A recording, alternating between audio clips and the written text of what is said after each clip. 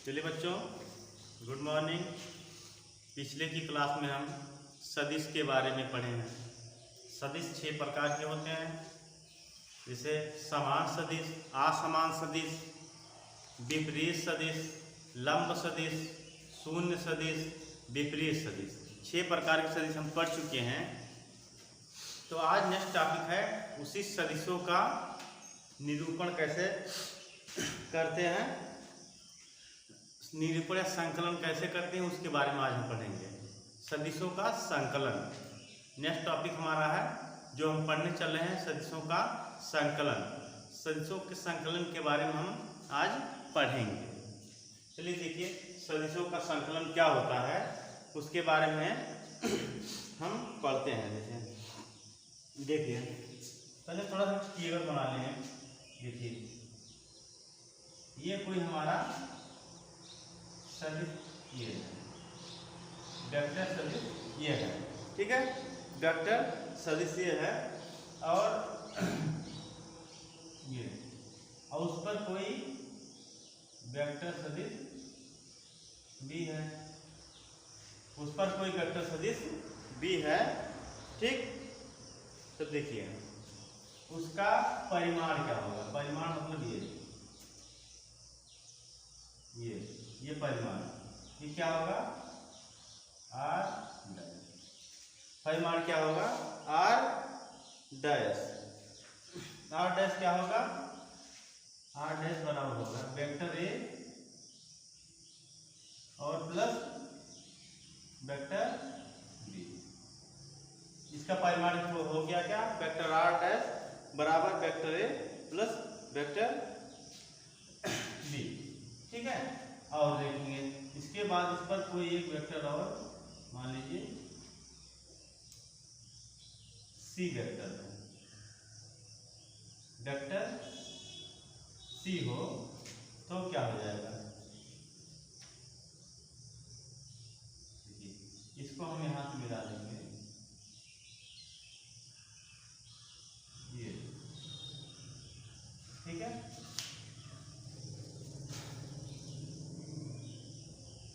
यहां से मिलाएंगे हम,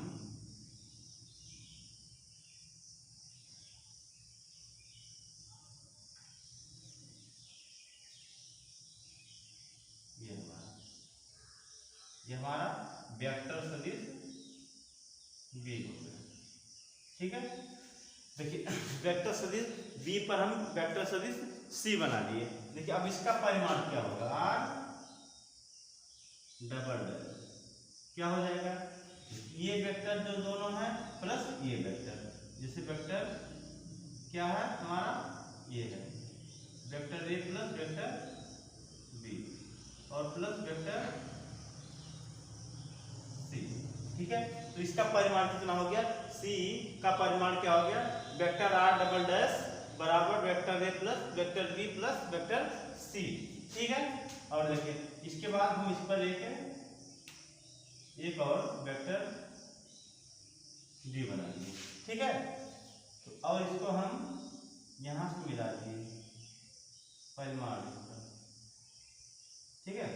इसका परिमाण vector D dash D, vector D है, इसका परिमाण क्या हो जाएगा, वेक्टर आर, सबका परिमाण पूरा आर डैश प्लस क्या हो जाएगा, इसका आर डबल डैश, इसका परिमाण हो जाएगा, देखिए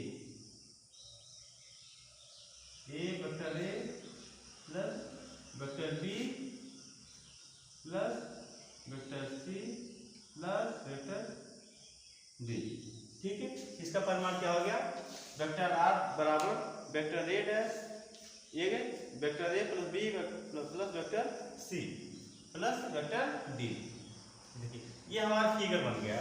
अब जो हम फिगर बनाए वही हम लिखित रूप में लिख लें, ये हमारा हो जाएगा सदिशों का संकलन। कि माना vector A comma vector B comma vector C और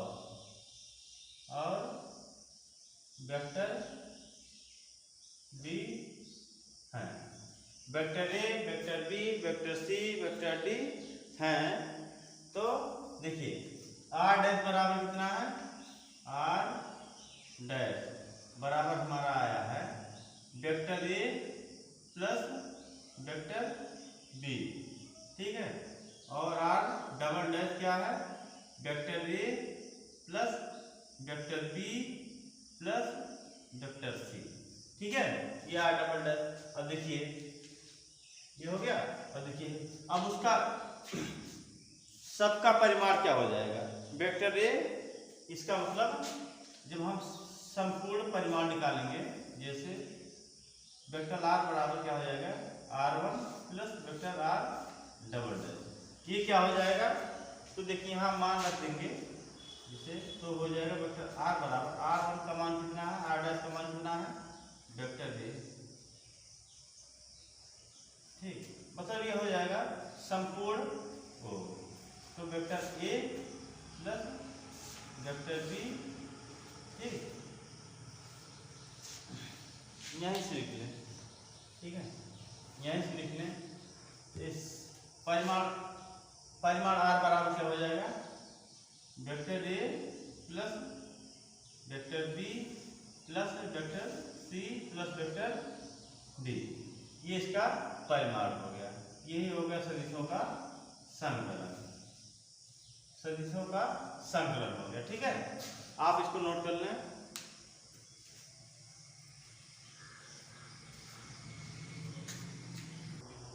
चलिए देखिए नेक्स्ट टॉपिक हमारा है सदिशों के योग का त्रिभुज नियम।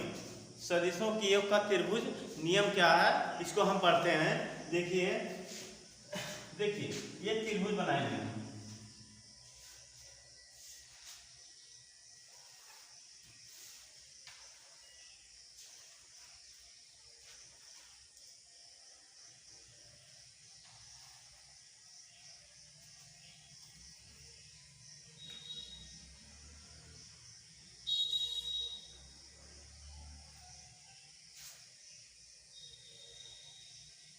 देखिए एक त्रिभुज हमारा बन गया, इसको हम त्रिभुज ए और बी और सी मान रहे हैं, ठीक है।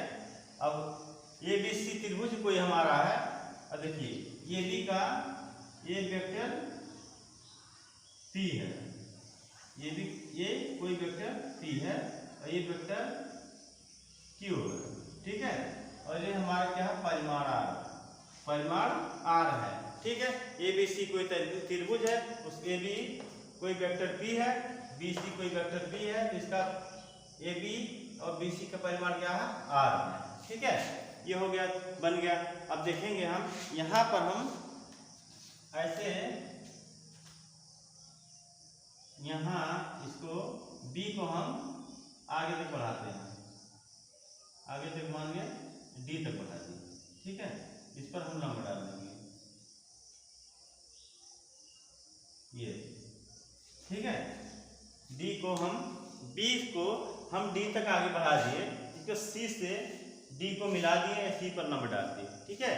तो हमारा क्या होगा, इसका मान क्या होगा, ठीक है। इसका मान क्या होगा, देखिए देखिए ये बी और डी और सी, ये इसका लंब है, तो ये कितना मान होगा, इसका मान कितना होगा, 90 अंश होगा। बी डी सी में डी क्या होगा, 90 अंश होगा, ठीक है। तो हम क्या करेंगे, यहां से हम मान निकालेंगे, कैसे, पहले लिखेंगे समकोण त्रिभुज, समकोण समकोण त्रिभुज, समकोण त्रिभुज, ऐसे सिंबल लिखेंगे, समकोण त्रिभुज किसमें, बी डी सी में, बी डी सी में, बी डी सी में।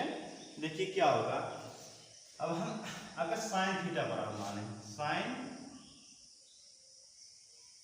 थीटा, साइन थीटा बराबर क्या हो जाएगा, साइन थीटा बराबर क्या होता है, लंब वर्टिकल, लंब क्या है, CD है, लंब है CD, और कर्ण क्या है, लंब बटे कर्ण। कर्ण क्या है, BC है। कर्ण क्या है, BC है, तो हम BC लिख देंगे, BC। ठीक है। अब यहां से देखिए, अगर यहां से हम मान निकालें तो क्या हो जाएगा, यहां से हम CD का मान निकालें तो CD बराबर क्या हो जाएगा, CD बराबर क्या हो जाएगा, BC sine theta, BC sine theta.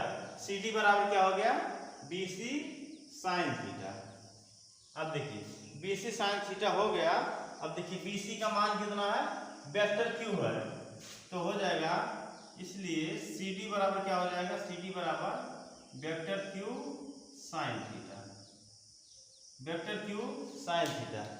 ये हो गया हमारा CD का मान क्या हो गया, वेक्टर Q साइन थीटा। तो हम CD कहाँ है, ये यहाँ CD का मान हो गया Q साइन थीटा। CD का मान क्या हो गया, Q vector Q sine theta. ठीक है, वेक्टर Q साइन थीटा हो गया। ठीक है। अब देखेंगे, अब हम अगर cos थीटा माने, cos थीटा बराबर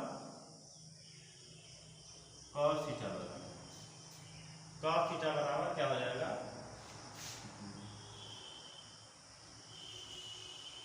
cos थीटा बराबर क्या हो जाएगा, आधार बटे कर्ण। क्या हो जाएगा, आधार बटे कर्ण, आधार बटे कर्ण। आधार क्या हमारा है, BD, और कर्ण क्या है, BC। तो cos थीटा बराबर क्या हो जाएगा, BD और BD बटे BC। cos थीटा बराबर क्या होता है, आधार बटे कर्ण। ठीक है, आधार बटे कर्ण होता है। तो अब ये देखिए हो गया। अब देखिए cos थीटा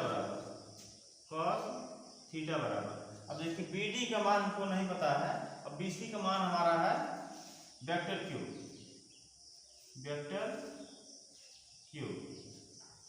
इसको पहले यहां से हम मान निकाल लें।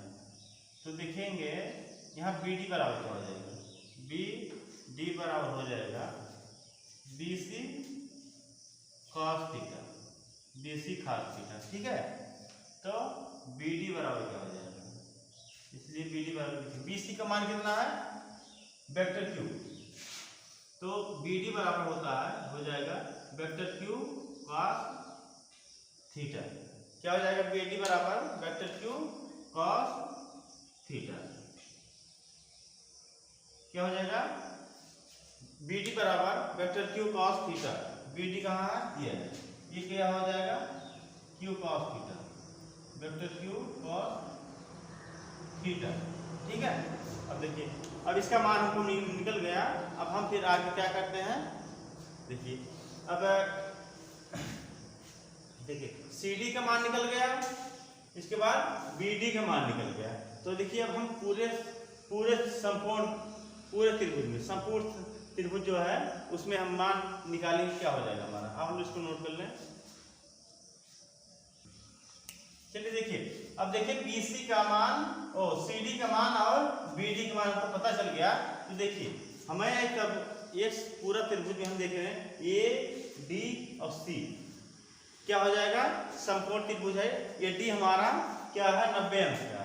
तो ADC क्या है, एक समकोण त्रिभुज है। ADC क्या है, एक समकोण त्रिभुज है। तो हम लिखेंगे समकोण त्रिभुज ADC में, समकोण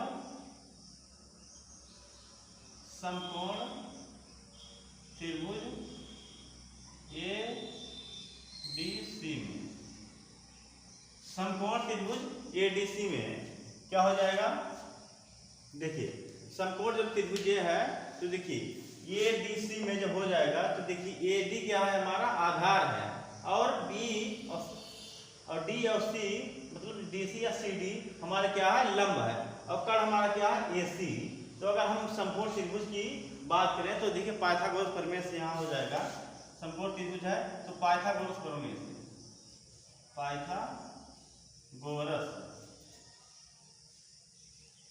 पाइथागोरस प्रमेय से पाइथागोरस प्रमेय हमारा क्या कहता है कि आधार का वर्ग, आधार क्या है AD का वर्ग और लंब का वर्ग, लंब मतलब क्या है CD का वर्ग बराबर क्या होता है कर्ण का वर्ग, कर्ण क्या हमारा AC, ठीक है, या AC बराबर मतलब कर्ण का वर्ग बराबर आधार का वर्ग प्लस लंब का वर्ग, आधार का वर्ग प्लस लंब का वर्ग, तो आधार हमारा क्या AD का वर्ग और प्लस CD का वर्ग, AC बराबर AD का वर्ग प्लस CD का वर्ग। तो हम यहाँ लिखेंगे पाइथागोरस प्रमेय से, ठीक है, तो क्या हो जाएगा हमारा AC स्क्वायर बराबर AC स्क्वायर बराबर हो जाएगा हमारा AD स्क्वायर और प्लस क्या हो जाएगा CD स्क्वायर, ठीक है। तो AC स्क्वायर बराबर हो जाएगा फिर हमारा AC स्क्वायर बराबर, देखिए AD हमारा क्या है, देखिए AD में दो चीजें हैं, अब दो चीजें क्या है हमारे, देखिए AB है प्लस BD, तो AD बराबर क्या हो जाएगा AD क्या है हमारा AB और प्लस क्या है BD, तो इसका स्क्वायर हो जाएगा प्लस, अब CD तो CD स्क्वायर CD है, CD ऐसे लिखेंगे स्क्वायर, फिर इसका स्क्वायर, फिर इसका स्क्वायर, फिर इसका स्क्वायर, ठीक है। इसी तरह C और D का स्क्वायर, देखिए अब हमारा AB प्लस BD का स्क्वायर हो गया और प्लस CD स्क्वायर, अब यहाँ ला के मान रखते हैं तो हो जाएगा हमारा AC स्क्वायर बराबर हो जाएगा, देखिए AB का मान कितना है, AB का मान वेक्टर P प्लस, अब BD का मान कितना है Q cos theta, vector Q cos theta, इसका स्क्वायर प्लस, अब CD का मान कितना है Q sin थीटा, तो Q sin थीटा इसका स्क्वायर हो गया, अब देखिए AC स्क्वायर बराबर हो जाएगा, देखिए अब इसको हम A प्लस B को होल स्क्वायर तोड़ देंगे तो A स्क्वायर मतलब क्या हो जाएगा, A स्क्वायर मतलब वेक्टर P का स्क्वायर प्लस B स्क्वायर मतलब वेक्टर Q cos थीटा का स्क्वायर प्लस 2AB मतलब 2 into vector P into vector Q cos theta और प्लस ये हमारा हो जाएगा vector Q square sine square theta, ठीक है। अब देखिए अब इसको थोड़ा सरल करें, वेक्टर AC स्क्वायर बराबर हो जाएगा AC स्क्वायर बराबर वेक्टर P का स्क्वायर क्या हो जाएगा वेक्टर P स्क्वायर प्लस, अब देखिए इसका स्क्वायर हो जाएगा वेक्टर Q का स्क्वायर और cos स्क्वायर थीटा, ये हो जाएगा cos स्क्वायर थीटा प्लस, अब इसका हम गुणा कर लेंगे तो क्या हो जाएगा 2 into vector P into vector Q cos theta और प्लस यहाँ वेक्टर Q का स्क्वायर और साइन स्क्वायर थीटा, ठीक, ये हो गया।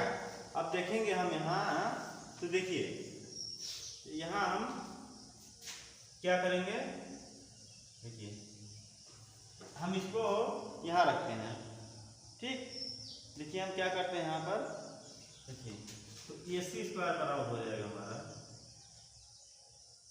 AC स्क्वायर बराबर हो जाएगा, देखिए हम इसको यहाँ लिखते हैं, इसको बाद में लिखते हैं, ठीक है, वेक्टर P का स्क्वायर प्लस इसको हम इसको इधर ले आएंगे, यहाँ देखिए इसको पहले लिखेंगे वेक्टर Q स्क्वायर और साइन स्क्वायर थीटा, इसको हम यहाँ लिखेंगे, अब इसको बगल में लिखेंगे प्लस वेक्टर Q का स्क्वायर cos स्क्वायर थीटा और plus vector P into vector Q cos theta, ठीक है, इतना हो गया, आप लोग इसको नोट कर लें।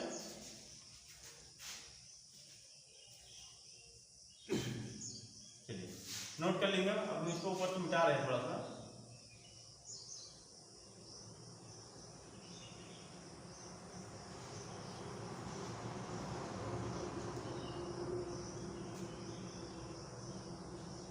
चलिए अब देखिए, अब इतना हमको आ गया, इतना हमारा आ गया। तो देखिए अब हम यहाँ लिखेंगे कि AC का स्क्वायर बराबर, देखिए वेक्टर P का स्क्वायर प्लस, अब देखिए इन दोनों में हमें कुछ कॉमन है दिख रहा है, क्या है, Q square, vector Q square common है, तो इसको हम कॉमन ले लेंगे, वेक्टर Q का स्क्वायर कॉमन ले लेंगे। तो अंदर क्या बचेगा, sine square theta, sine square theta plus यहाँ क्या बचेगा, cos square theta, cos square theta और plus 2PQ, 2 vector P into vector Q cos theta.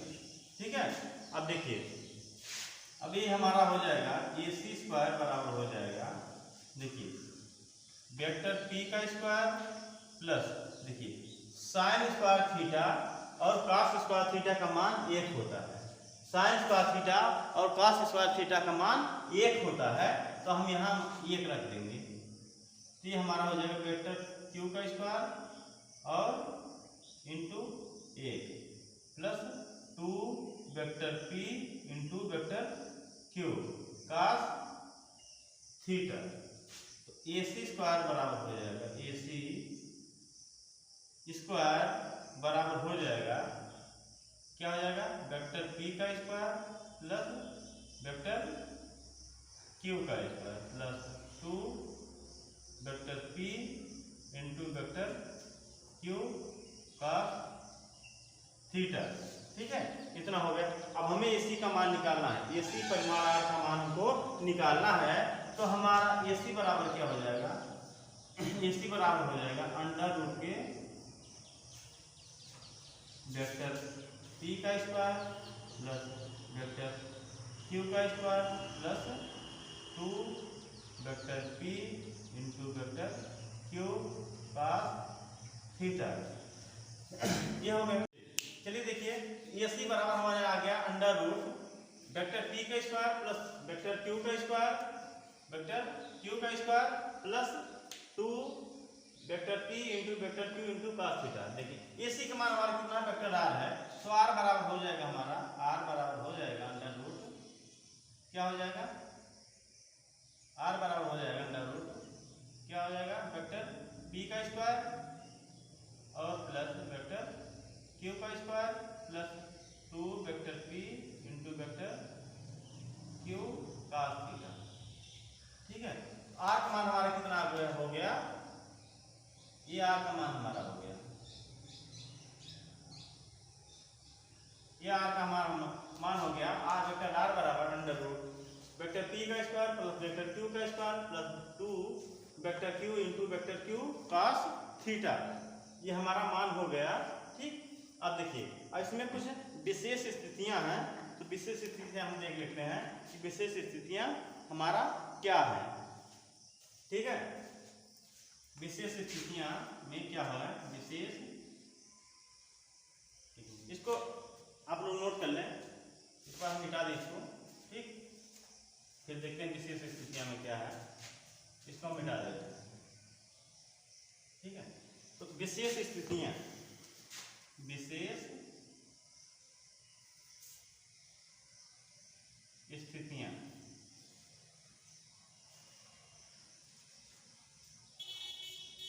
विशेष स्थितियां में क्या है हमारा कि देखिए विशेष स्थिति में पहला हमारा है कि जब दोनों सदिश एक ही दिशा में हो, जब दोनों सदिश एक ही दिशा में है, जब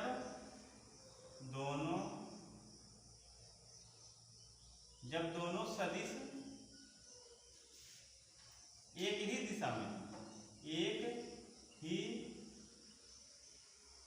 दिशा में हो, जब दोनों सदिश एक ही दिशा में हो तब क्या हो जाएगा हमारा, क्या हो जाएगा, जब दोनों सदिश एक ही दिशा में होगा तो हमारा थीटा बराबर 0 अंश होगा, थीटा बराबर 0 अंश होगा, तो थीटा बराबर 0 अंश होगा। ठीक, तो देखिए थीटा बराबर जब 0 अंश होगा तो थीटा का मान 0 अंश रख देंगे।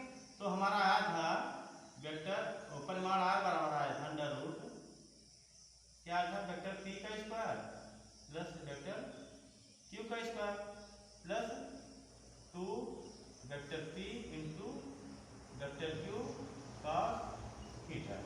ठीक है, ये हमारा आया था। अब हम यहाँ क्या करेंगे, थीटा का मान रख देंगे।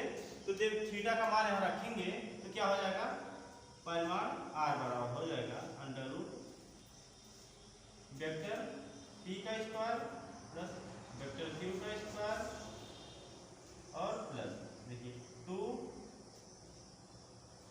Vector p into vector q cos theta का मान 0 अंश रखेंगे, 0 अंश बराबर हो जाएगा। तो परिमाण r बराबर हो जाएगा हमारा वेक्टर p का स्क्वायर प्लस वेक्टर q का स्क्वायर प्लस देखिए तब थीटा का मान क्या हो जाएगा, 1 हो जाएगा। तो हमारा हो जाएगा 2 vector p into vector q, ये हो जाएगा। तो परिमाण r बराबर हो जाएगा क्या हो जाएगा, देखिए वेक्टर p का स्क्वायर प्लस वेक्टर q का square plus 2 vector p into vector q। तो इसको हम लिख सकते हैं, देखिए एक सूत्र हमारा है, सूत्र क्या है, देखिए सूत्र है ये A square plus B square plus 2ab, ये भी है। तो इसको हम लिख सकते हैं a प्लस बी का होल स्क्वायर का सूत्र है। ठीक, तो देखिए इसी रूप का है। तो इसी तरह हम इसको लिख सकते हैं क्या कि वेक्टर p और प्लस वेक्टर q का होल स्क्वायर। ठीक है, लिख सकते हैं vector p into vector q को का होल स्क्वायर। तो देखेंगे, देखिए ये रूट से और 2 कट गया। ठीक है, इसको काट देंगे तो क्या हो जाएगा हमारा वेक्टर r बराबर हो जाएगा vector p plus vector q। क्या हो जाएगा, vector p plus vector r बराबर हो परिमाण r बराबर हो जाएगा vector p plus vector q। आप इसको नोट कर लें। देखिए अब दूसरी स्थिति हमारी है कि जब दो सदिश लंब हो, जब सदिश लंब हो तब क्या होगा, जब दोनों सदिश क्या हो, लंब हो, जब सदिश लंब हो, जब सदिश लंब हो तब क्या होगा, थीटा बराबर हो जाएगा हमारा 90 अंश। थीटा बराबर क्या हो जाएगा, 90 अंश। ठीक है, थीटा बराबर क्या हो जाएगा, 90 अंश। ठीक है, थीटा बराबर क्या हो जाएगा, 90 अंश हो जाएगा। ठीक है, अब देखिए जब थीटा बराबर 90 अंश हो जाएगा तो भी हमारा आया था परिमाण r बराबर आया था अंडर रूट, इसमें हम मान रखेंगे इसमें वेक्टर p का स्क्वायर प्लस वेक्टर q का square plus 2 vector p into vector q का थीटा। ठीक, जब इसका मान हम रखेंगे तो क्या हो जाएगा हमारा, देखिए वेक्टर r बराबर परिमाण r बराबर हो जाएगा, देखिए वेक्टर p का स्क्वायर प्लस वेक्टर q का square plus 2 vector p into vector q। अब देखिए ये cos थीटा का मान जब 90 अंश रखेंगे, cos थीटा का 90 का मान क्या होता है, 0 इंटू 0। तो परिमाण r बराबर हो जाएगा क्या हो जाएगा, ये अब 0 पूरा होगा तो क्या हो जाएगा, पूरा 0 हो जाएगा। तो हमारे पास क्या बचेगा, वेक्टर p का स्क्वायर प्लस वेक्टर q का स्क्वायर। ठीक, जब दोनों सदिश लंब हो तो परिमाण r बराबर हो जाएगा क्या आ जाएगा, ये हो जाएगा। ठीक है, आप नोट कर लें। चलिए देखिए अब तीसरी स्थिति हमारा है, अब तीसरी स्थिति हमारी है कि जब थीटा बराबर 180 अंश, जब थीटा बराबर 180 अंश होगा तब क्या हो जाएगा, तो परिमाण r बराबर हो जाएगा अंडर रूट वेक्टर p का स्क्वायर प्लस वेक्टर q का square plus 2 vector p into vector q का थीटा। तो यहाँ हम क्या रखेंगे, थीटा की जगह क्या रखेंगे, 180 अंश। तो हमारा हो जाएगा वेक्टर p का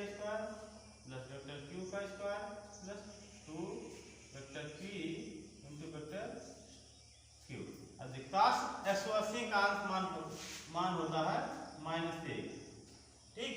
तो -1 हो जाएगा, तो वेक्टर r बराबर हो जाएगा अंडर रूट वेक्टर p का स्क्वायर प्लस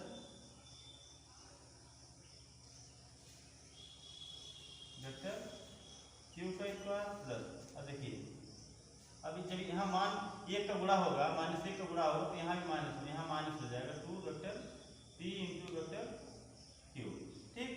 तो देखिए इसको हम लिख सकते हैं क्या, इसको हम लिख सकते हैं कि vector p minus vector q का स्क्वायर, ठीक। क्योंकि हमारा होता है a माइनस b का होल स्क्वायर बराबर a square plus b square minus 2ab, इसी रूप का है, इसको हम लिख सकते हैं। अब देखिए रूट से रूट कट गया, तो परिमाण r बराबर हो गया हमारा, क्या हो गया, vector p minus vector q, क्या हो गया, vector p minus vector q, क्या हो गया, vector p minus vector q, ठीक, vector p minus vector q, ठीक है। अब देखिए ये हमारा आ गया परिमाण r बराबर vector p minus vector q, ठीक। अब यही सदिशों का ये त्रिभुज नियम, देखिए सारी स्थितियां जो कि हमने बता दिया, ठीक। आप इसको नोट कर लें। अब देखिए अब हमारी मुलाकात होगी नेक्स्ट वीडियो में। अगर जो वीडियो इसके पहले का वीडियो ना देखे, हमारे लिंक में जाकर वीडियो देख सकते हैं, ठीक है।